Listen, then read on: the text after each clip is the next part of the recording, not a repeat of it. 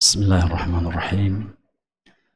Assalamualaikum warahmatullahi wabarakatuh. Innal hamdalillah nahmaduhu wa nasta'inuhu wa nastaghfiruh wa na'udzu billahi min shururi anfusina wa min sayyiati a'malina. May yahdihillahu fala mudilla lahu wa man yudlil falan tajida lahu waliyyan mursyida.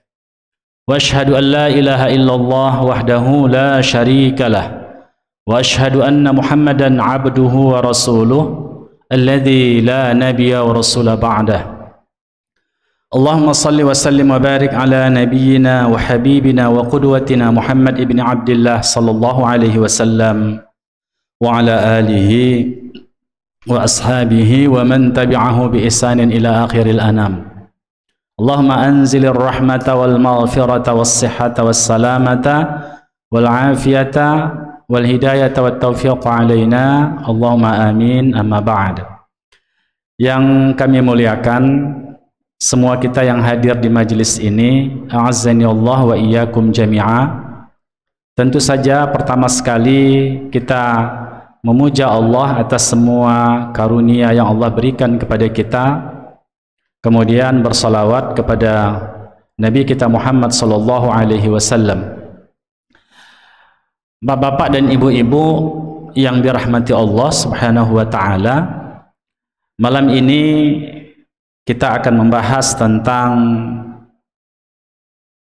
kelahiran Nabi Muhammad sallallahu alaihi wasallam atau perayaan Maulidin Nabi ditinjau dari perspektif sejarah, ditinjau dari sisi sejarah. Kemudian nanti akan kita hubungkan dengan dialog yang dilakukan dari dua kubu kaum muslimin. Yang pertama adalah yang tidak memperingatinya, dan yang kedua adalah yang memperingatinya.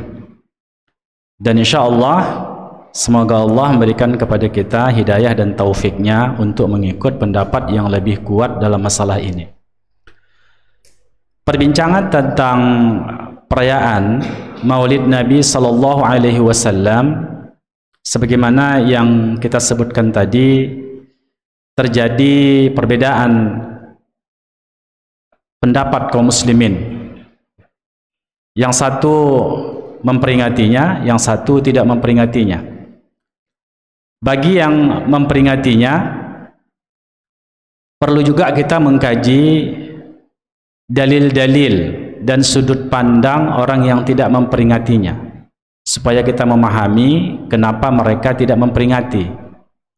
Karena muncul klaim bahwasanya orang yang tidak memperingati Maulid Nabi tidak cinta kepada Nabi Sallallahu Alaihi Wasallam.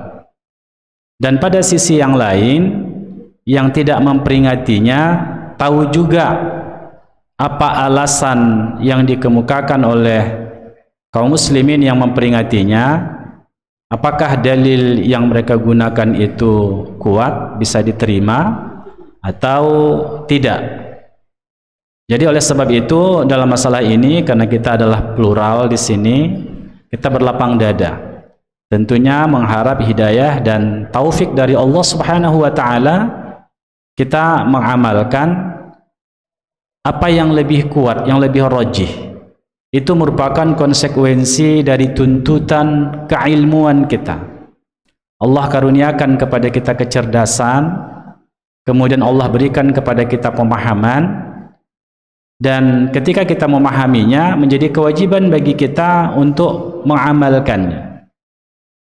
Jadi ikhwah rahmati Allah Subhanahu wa taala, ini kita bahas karena ada pertanyaan dari akhunal karim untuk membahas ini, dan saya bilang saya ada menerjemahkan, saya nggak sempat bilang sama beliau, tapi saya ada menerjemahkan sebuah kitab, yaitu karya Syekh At-Tuwaijiri tentang Al-Bid'ah Al-Hauliyah, bid'ah-bid'ah dalam setahun, ya, Kemudian diterbitkan oleh Pustaka Imam Syafi'i dengan judul Menyoal Rutinitas Perayaan Bid'ah, dan ini sudah sangat lama sekali ya kami terjemah, dan malam ini kita akan bahas seukuran waktu yang ada pada kita. Baik ikhwah, kita berangkat dari sejarah.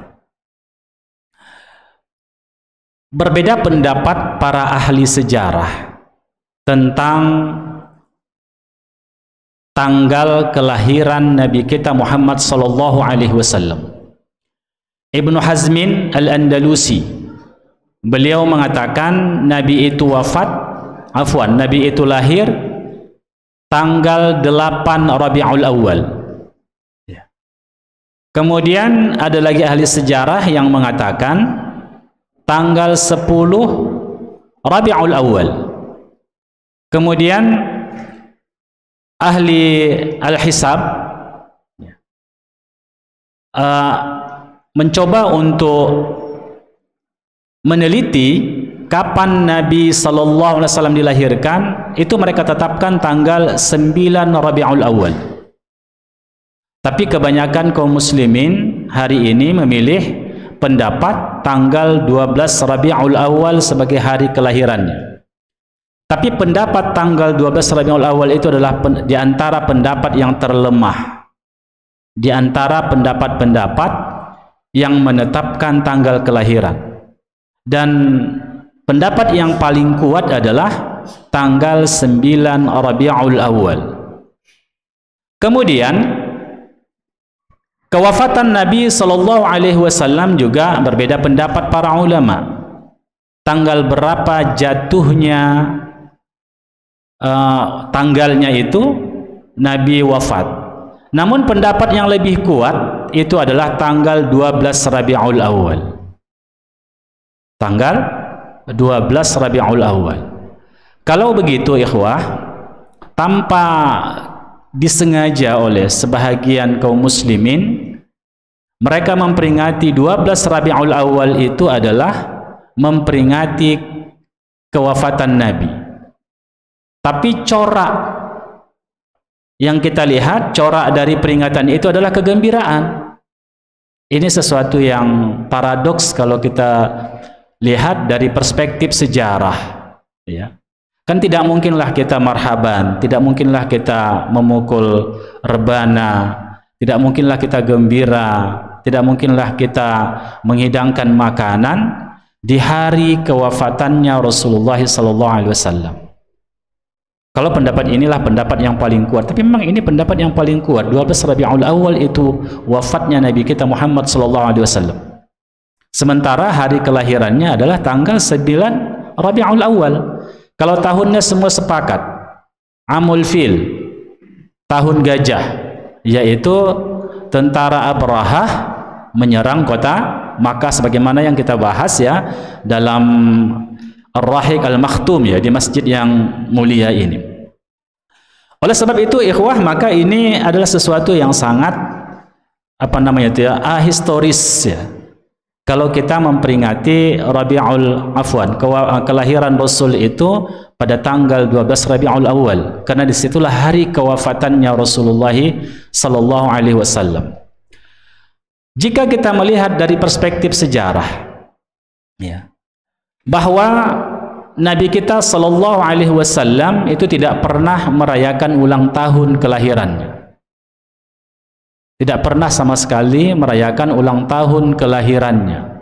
Ingatnya tanggal kelahirannya, bukan hari kelahirannya. Tidak pernah sama sekali.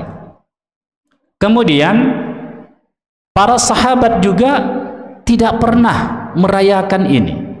Satu kali pun tidak pernah merayakan, apalagi pada tanggal 12 Rabiul Awal. Sama sekali nggak pernah para sahabat radhiyallahu taala anhum. Kemudian murid sahabat, para tabi'un, sekitar abad kedua Hijriyah, pertengahan abad pertama dan kedua Hijriyah, mereka juga sama sekali tidak ada catatan sejarah kalau mereka merayakan hari Maulid. Sama sekali tidak ada. Kemudian pada abad ketiga Hijriah, abad kedua dan abad ketiga Hijriah. Di situ para tabi'ut tabi'in dan ulama-ulama madhab, mulai dari Nu'man bin Thabit, Imam Abu Hanifah, kemudian murid-muridnya Zufar, Ibnu Abi Layla, Abu Yusuf, Muhammad bin Hasan Asy-Syaibani, itu nggak pernah merayakan Maulid Nabi. Imam Malik juga begitu. Imam Malik dan orang-orang Madinah sama sekali tidak pernah. Ya, di zaman Imam Malik, ya, sekitar akhir abad kedua Hijriah, itu nggak pernah merayakan Maulid Nabi Sallallahu Alaihi Wasallam. Kemudian setelah para Imam Malik, Imam Syafi'i, Imam Ahmad, abad ketiga dan keempat Hijriah juga tidak dikenal ada para ulama, yaitu para ahli hadis. Mereka adalah generasi terakhir, ya, termasuk generasi terakhir, ya, yang mengumpulkan hadis Nabi, ashabus sunan hidup di zaman itu nggak ada sama sekali memperingati Maulid Nabi Sallallahu Alaihi Wasallam. Ya. Kemudian abad kelima Hijriah, ini abad kelima Hijriah, juga tidak ada ditemukan perayaan Maulidun Nabi Sallallahu Alaihi Wasallam, ihtifalu Maulidin Nabi, nggak ada. Kapan dimulai? Itu akhir abad kelima Hijriah, awal abad ke-6 Hijriah, ketika pemerintahan Islam itu sudah berada di Bani Fatimiyah. Bani Fatimiyah ini adalah Bani keturunan Syiah. Mereka menisbatkan diri kepada Fatimah bintu Muhammad sallallahu alaihi wasallam, Nabiunal Karim. Ya, maka dijelaskanlah di situ bahwasanya mereka menisbatkan diri sebagai Fatimiyun. Kemudian ikhwah rahmati Allah Subhanahu wa taala, abad kelima itu ada tokoh, ya, tokoh yang pertama sekali yang dicatatkan oleh sejarah itu dari Ubaidiyun. Mereka lah orang yang pertama yang melakukan itu. Ubaidiyun ini, ikhwah yang dirahmati Allah Subhanahu wa taala, ini memang Syiah. Tapi dia keturunannya, ya, keturunannya Al-Qaddah, ya, itu adalah pembantunya Ja'far Shadiq. Ya. Ja'far Shadiq ini kan termasuk cucu generasi keberapa? Ketiga, ya, dari Nabi kita Muhammad sallallahu alaihi wasallam. Ja'far Shadiq ini tidak memiliki keturunan. Tapi ikhwah yang rahmati Allah Subhanahu wa taala, Ubaidillah, ya, itu menisbatkan dirinya sebagai keturunan dari Nabi Muhammad sallallahu alaihi wasallam. Sampai hari ini kan banyak ikhwah, ya. Karena kaum muslimin kan wajib untuk mencintai ahlul bait. Tidak boleh menyakiti ahlul bait. Itu menyakiti Nabi sallallahu alaihi wasallam. Siapa yang menyakiti keluarga Nabi, anak keturunan Nabi, itu tidak akan pernah berjumpa di haudin Nabi, di telaga Nabi sallallahu alaihi wasallam. Oleh sebab itu ini memang sangat sangat menarik memang. Maka banyak kelompok-kelompok, ya, yang ingin mendapatkan keuntungan dan melegitimasi keberadaannya, digunakan untuk politik, ya, digunakan untuk mencari pengikut. Mereka menisbatkan diri kepada keluarga Nabi sallallahu alaihi wasallam, menisbatkan diri sebagai keluarga Nabi sallallahu alaihi wasallam. Itulah yang dilakukan oleh kelompok ini. Dan kelompok ini adalah kelompok Batiniyah. Batiniyah itu ada kelompok Syiah. Itu kelompok Syiah. Dan mereka juga memahami Tanasukhiyah. Ini kelompok-kelompok ini. Tanasukhiyah itu begini, mereka mengadopsi pendapat Hinduisme. Ada reinkarnasi. Kalau kita di dunia ini berbuat jahat, lalu kita mati, bereinkarnasi menjadi binatang, bisa menjadi serigala, bisa menjadi kucing, kalau semakin parah menjadi tikus. Kalau berbuat baik lagi dia naik mungkin menjadi kucing, mungkin menjadi kambing, nanti baru jadi manusia. Jadi ada tanasukhiyah. Dan konsep ini juga lah yang nanti dari Syiah Rafidhah Ghullah, ekstrem Syiah, itu mengatakan Allah bersemayam di dalam dirinya, bertanasuh namanya, di dalam dirinya Ali ibnu Abi Thalib. Jadi ini adalah keyakinan-keyakinan batiniyah. Dan ikhwah yang rahmati Allah Subhanahu wa taala, inilah yang mereka jadikan sebagai apa namanya itu, sebagai legitimasi kaum muslimin tunduk kepada pemerintahannya. Mereka itu berada di Mesir waktu itu. Kemudian ikhwah yang rahmati Allah Subhanahu wa taala, mereka lah yang pertama sekali melakukan perayaan Maulid Nabi. Maka mereka adakan, ya, ini terlalu tebal memang dan terlalu banyak data yang menjelaskan ini, bagaimana perayaan-perayaan Maulid Nabi yang mereka lakukan, sampai kadang-kadang 1 minggu dengan acara-acara tertentu, dengan menghabiskan dana yang cukup besar oleh negara, ya, oleh khalifah saat itu. Begitu banyak dana, perayaannya luar biasa. Memang ikhwah, orang-orang Syiah ini suka pesta. Jadi kalau kelompok-kelompok yang suka dengan apa namanya itu, perayaan-perayaan, termasuk Syiah itu yang suka dengan perayaan-perayaan, maka mereka lakukanlah, habiskan uang kas negara untuk melakukan itu. Setelah itu terjadi paceklik, rakyat kelaparan, negara tidak bisa membantu waktu itu. Itu dijelaskan di sini ikhwah yang dirahmati Allah Subhanahu wa taala. Dan akhirnya ketika mereka sudah mendapatkan kekuasaan yang begitu kuat, yang begitu mapan, maka mereka mengintimidasi Ahlus Sunnah wal Jamaah waktu itu. Mereka naik di atas mimbar itu mencaci para sahabat Nabi. Mencaci para sahabat Nabi. Pada awalnya memang mereka tidak berani, tapi akhirnya ketika kekuatan politik itu begitu kuat, maka mereka mencerca Abu Bakar, mencerca Umar, mencerca Utsman. Bahkan dari kelompok Ghullahnya menuhankan Ali. Yaitu Allah bertanasuh. Jadi Allah itu mereka anggap sebagai roh yang masuk ke dalam diri Ali bin Abi Thalib. Sampai begitu ikhwah rahmati Allah Subhanahu wa taala. Inilah kedustaan mereka yang menisbatkan diri kepada Ja'far As-Sadiq. Ya. Kenapa? Pertama, dari Ja'far As-Sadiq itu cucu dari Nabi sallallahu alaihi wasallam, itu tidak punya keturunan. Dan dari pihak ibunya itu adalah keturunan dari Abu Bakar As-Siddiq.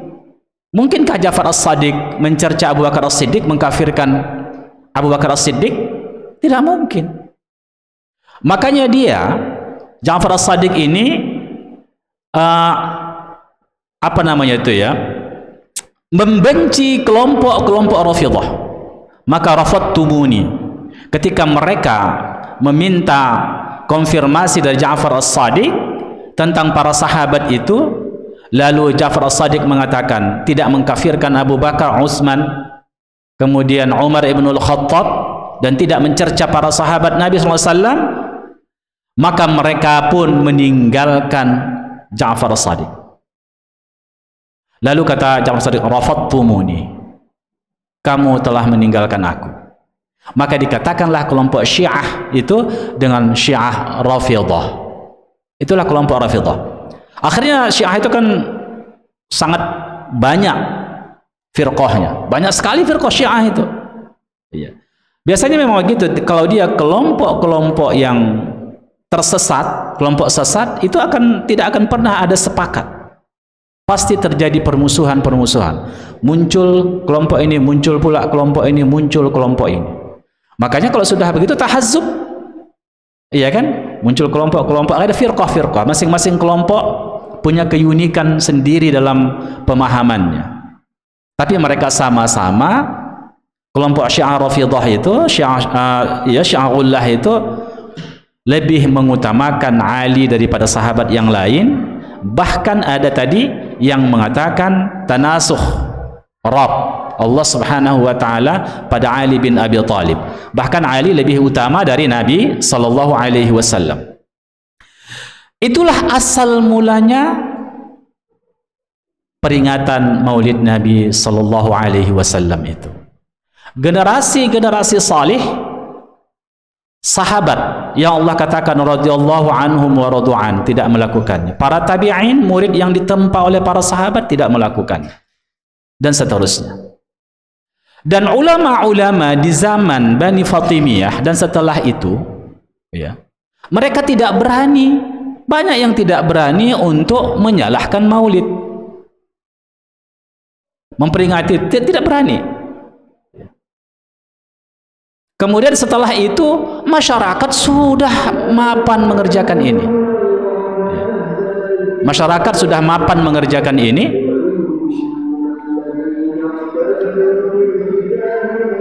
Jadi ketika masyarakat sudah mapan mengerjakan Maulid Nabi, berat sekali para ulama untuk menjelaskan.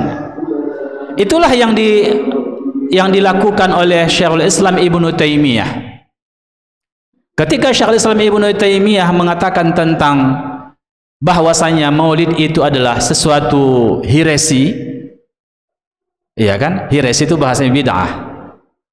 Bid'ah itu terminologi Nabi sallallahu alaihi wasallam, iya kan? Jadi ketika ikhwan Allah Subhanahu wa taala dikatakan oleh Syekhul Islam Ibnu Taimiyah, banyak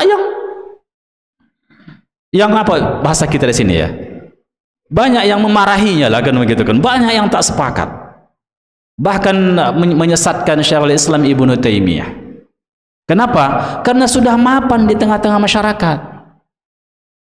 Ibnu Hajar Al-Asqalani itu mengatakan perayaan Maulid Nabi. Ibnu Hajar Al-Asqalani itu pengarang kitab Fathul Bari.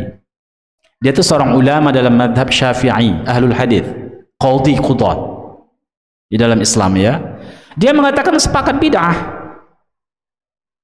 Tapi dia mengatakan ini, bid'ahnya itu kalau itu bagus boleh dilaksanakan. Tapi kalau tidak bagus tak boleh dilaksanakan. Nah, inilah perlunya ada dalil kita. Apa arti bagus? Apa arti boleh? Kan begitu? Kenapa diperbolehkan? Coba kita lihat. Ikhwah Allah Subhanahu wa taala, dalil-dalil yang dikemukakan oleh para ulama. Yang pertama, yang mendukung perayaan Maulid Nabi sallallahu alaihi wasallam itu sebagaimana tadi Ibnu Hajar Al-Asqalani, beliau mengatakan ini adalah bid'ah ya. Namun jika orang itu tidak berusaha mencari hal-hal yang baik dan tidak berusaha menghindari hal-hal yang buruk di dalam perayaan itu, maka bid'ah ini bukanlah bid'ah yang baik bagi dia. Karena Ibnu Hajar tahu sejarahnya. Ini sejarahnya dari mana? Sejarahnya dari Syiah. Dan mereka melakukan bid'ah dalam perayaan itu. Banyak sekali bid'ah yang mereka lakukan di situ. Mereka ciptakan kaifiat-kaifiat tertentu. Tapi kan ini mengindikasikan kalau beliau juga melegitimasi adanya bid'ah. Boleh saja melakukan perayaan kalau tidak ada sesuatu yang buruk kan di situ. Baik. Kemudian mereka berdalil dengan puasa Asyura. Nabi sallallahu alaihi wasallam itu bertanya kepada orang-orang Yahudi. Iya kan? Kenapa mereka puasa pada tanggal 10? Iya kan? Bulan Asyura itu. Mereka katakan bahwasanya Nabi Musa alaihissalam disitulah terbebas dari kejaran Fir'aun. Ini dijadikan dalil oleh saudara-saudara kita. Mereka katakan bahwasanya di sini kalau begitu, ikhwah, hal-hal yang baik itu boleh diperingati. Karena Nabi pada hari itu puasa. Bahkan Nabi mengatakan selisihi Yahudi, khaliful Yahud, selisihi Yahudi, maka puasalah pada tanggal 9, 10 dan 11. atau 9, 10 atau 10 dan 11. Tapi pada intinya Nabi memperingati itu. Ini logikanya. Ikhwah yang dirahmati Allah Subhanahu wa taala. Tapi pertanyaan kita, Nabi memperingati itu dapat wahyu tidak? Wa ma yantiqu 'anil hawa in huwa illa wahyun yuha.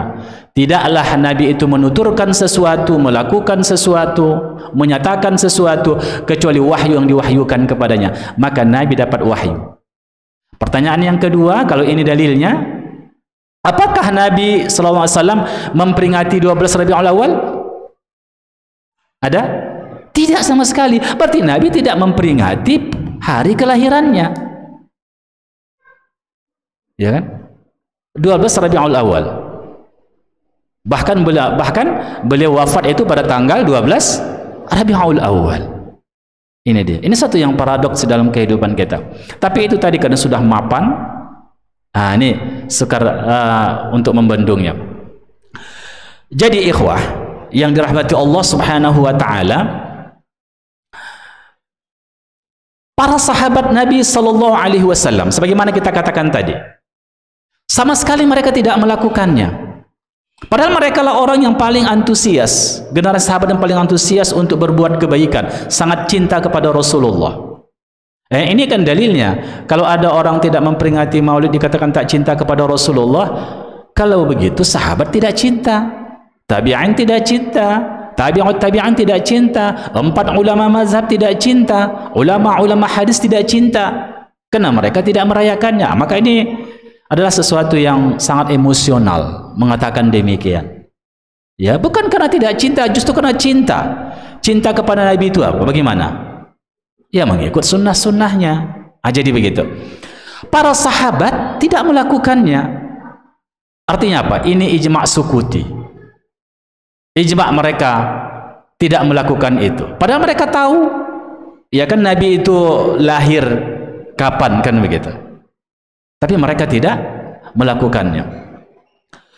Baik ikhwah yang rahmati Allah Subhanahu wa taala, kalau tadi puasa Asyura itu ditetapkan dengan nas, tetapi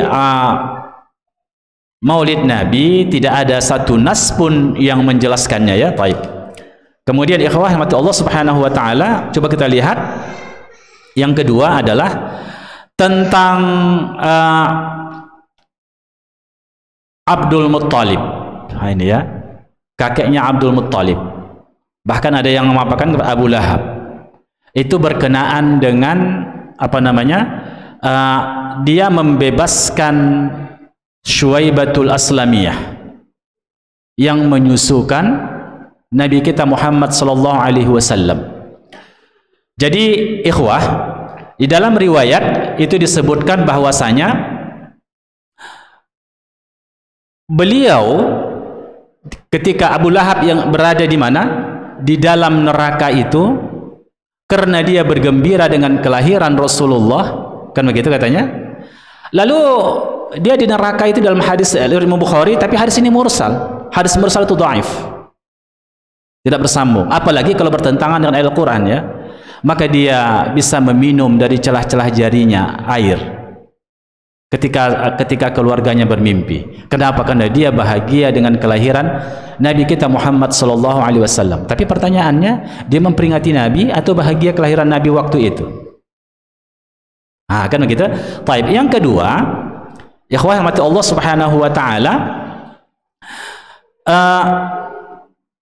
ketika bertentangan hadis itu dengan Al-Quran, mana yang kita gunakan? Yang kita dahulukan? Apalagi hadis-hadis mursal. Allah berfirman dalam Al-Quran, wa qadimna ila ma amilu min amalin faj'alnahu haba'an mansura. Dan kami hadapkan segala amal yang mereka kerjakan, orang-orang kafir, lalu kami jadikan amal itu bagaikan debu yang berterbangan, haba'an mansura. Artinya apa? Tidak ada sama sekali manfaatnya. Tidak ada sama sekali manfaatnya amal orang-orang kafir itu, seperti abu yang berterbangan, debu yang berterbangan. Dan yang kedua, ikhwah yang dirahmati Allah, ini para sahabat tahu ini kan, dalil ini, iya kan? Tentu mereka lebih antusias untuk mengamalkan hadis ini kalau ini sahih, kalau memang begitulah madlulnya yang ditunjuki oleh hadis itu, tapi mereka tidak mengamalkan. Makanya manhaj kita, manhaj sahabat itu merujuk kepada mereka. Baik. Kemudian yang berikutnya ikhwah rahmati Allah Subhanahu wa taala, yang keempat, dalil yang digunakan oleh Rasulullah pernah ditanya tentang puasa hari Senin. Jadi Nabi mengatakan bahwasanya hari Senin itu adalah hari kelahiranku katanya. Kemudian hari ketika aku dibangkit, artinya diutus menerima wahyu menjadi nabi. Ini kan Nabi gembira dengan hari kelahirannya, kan begitu kan? Diperingati Nabi. Tentunya kalau Nabi memperingati seperti itu, tentu bisa diperbolehkanlah kita memperingati hari kelahirannya. Tapi lagi-lagi ikhwah, Nabi itu puasanya kapan? Senin, bukan 12 Rabiul Awal. Apakah Nabi puasa Senin saja? Tidak, banyak puasa Nabi yang lain. Tu'radul a'malu yawmal isnain wal khamis fa uhibbu an yu'rada 'amali wa ana sha'im. Jadi amal hamba itu dilaporkan kepada Rabbnya pada hari Senin dan Kamis. Jadi amal kita itu diangkat ke langit, dilaporkan itu kapan? Senin dan Kamis. Maka aku suka jika amal perbuatanku dilaporkan kepada Allah saat aku berpuasa. Ini kata Nabi SAW. Berarti bukan Senin aja, bukan memperingati hari lahirnya saja, Kamis juga. Karena apa? Karena di situ Allah Subhanahu wa taala, malaikat membawa amal hamba-hamba Allah ke langit. Kemudian ikhwah yang rahmati Allah Subhanahu wa taala, asyukru bima fa'ala Rasul fi syukur. Jadi, kelahiran Nabi kita bersyukur. Bersyukur, kita gembira. Sangat bersyukur sekali. Kita gembira dengan kelahiran Rasulullah. Tapi bagaimana mensyukurinya? Karena ini masalah syariat, mencari ridha Allah itu nggak bisa logika kita.